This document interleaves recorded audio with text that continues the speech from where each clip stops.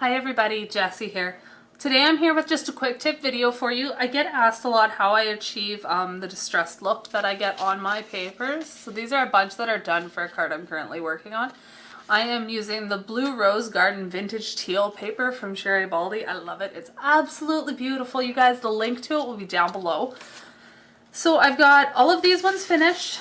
And then I've got this one piece left to do. So when I distress a piece of paper, I personally use the Prima distressing tool. I love it. Some people don't. There's the Tim Holtz one. You can use seam rippers.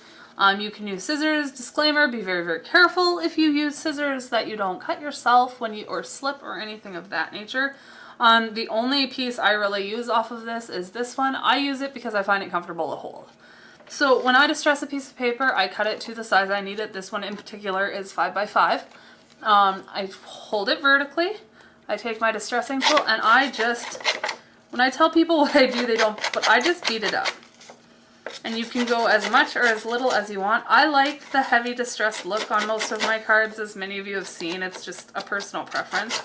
And I just work my way all the way around, all 4 sides, and just continue to beat it up. And you get like, there'll be little rips in it and things of that nature, but I like that. That's the look I'm trying to achieve. If you want something really soft, I mean, you can always just give it like a, and then you get a slight wrinkle to the paper and it's just slightly wavy and beat up. And that's fantastic too, if that's the look you like to achieve, of course.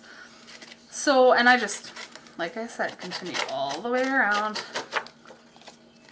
and rough up the paper.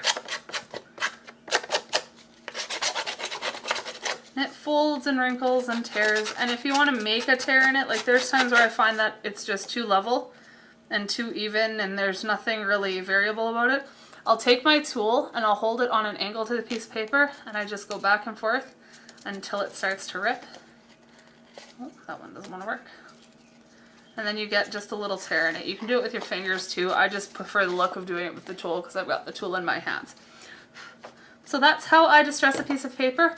I'm going to put all of this together here and I will be right back to show you what it looks like built up on the card. Alright, so once we're done and assembled, we've got, they're heavy cards. This one has 2 layers of cardstock behind each panel except for the very back panel and the image panel. So I've got some enamel dots and some flowers and a bow. I do all of my card bases on 110-pound cardstock, so they do stand up perfectly fine. Even though they are front heavy cards, they don't tip over just because I use a good solid cardstock for them. I'll enclose a couple of pictures of some other cards I've done with a similar feel and the heavy distressing and everything of that nature.